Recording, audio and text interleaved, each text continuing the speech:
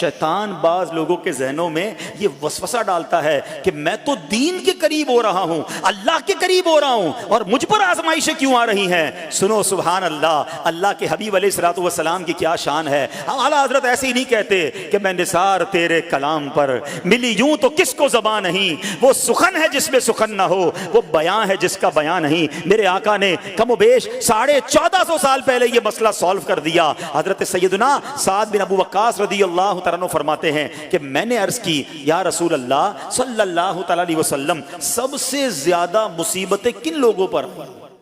گلی مکا دی نا، پنجابی میں کہتے ہیں نا، گالی بات ہی ختم کر دی۔ حضور یہ بتائیں سب سے زیادہ مصیبتیں کن لوگوں پر آئیں؟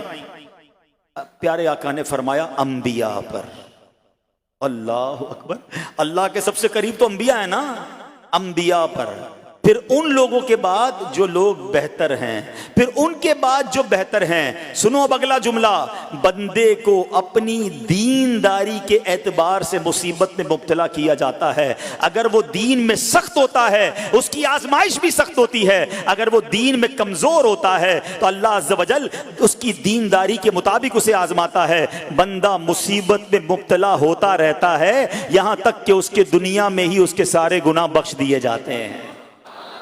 گویا اللہ کی یہ رحمت ہے کہ بندہ بڑا نیک ہو رہا ہے، رب چاہتا ہے کہ اس بندے پر آزمائش بھیجوں، میرا نیک بندہ صبر کرے، اس کے گناہ معاف ہو جائیں اور میرے پاس آئے تو اس کو جنت میں داخل کر دوں۔ اللہ اکبر۔ اے پیارے اسلامی بھائیو، یاد رکھنا، اب جو میں نے ایک سوال قائم کیا تھا نا کہ یار میں تو دین کے قریب، میں تو اللہ کے قریب ہونے کی کوشش کر رہا ہوں اور ایک کے بعد ایک آزمائش آ رہی ہے، یہ کیا ہے؟ اب ایک اور حدیث سن لو، سبحان اللہ۔ حضرت سیدنا انس رضی اللہ تعالیٰ عنہ سے روایت ہے، سرکار والا تبار، ہم بے کسوں کے مددگار، شفیع روز شمار، دو عالم کے مالک و مختار صلی اللہ تعالی علیہ وآلہ وسلم نے فرمایا، جب اللہ عز و جل کسی بندے سے محبت فرماتا ہے، سننا ذرا غور سے، اللہ عز و جل جب اپنے کسی بندے سے محبت فرماتا ہے یا اسے اپنا دوست بنانے کا ارادہ فرماتا ہے تو اس پر آزمائشوں کی بارش فرما دیتا ہے۔ اللہ کریم اس پر محبت بھی فرما رہا ہے اور آزمائشیں بھی بھیج رہا ہے۔ دوست پر آزمائشیں کون بھیجتا ہے؟ دوست کو تو راحتیں ڈالی جاتی ہیں۔ ہائے ہائے، اب یہی تو امتحان ہے،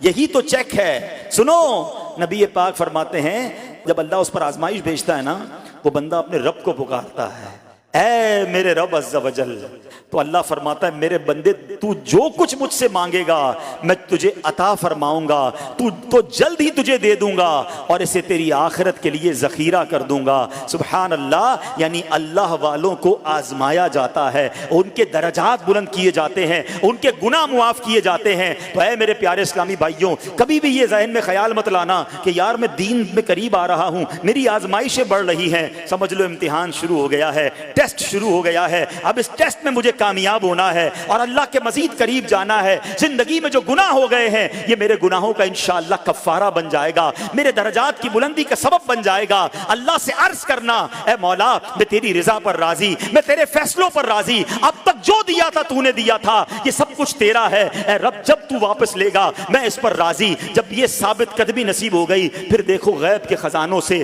کیسا آپ کے دل پر سکینہ اترے گا، پھر کیسا آپ پر رحمتوں کا نزول ہوگا۔ تو اے میرے پیارے اسلامی بھائیوں، مصیبتیں آ چکی اور آنے بھی والی ہیں، پہلے ذہنی طور پر تیار رہنا مگر صبر کرنا۔ یہ چند دنوں کی، چند گھنٹوں کی، چند لمحوں کی مصیبت ہے مگر یہ تمہارے درجات کو بلند کر دے گی۔ رب کریم صبر کرنے والوں کو پسند فرماتا ہے۔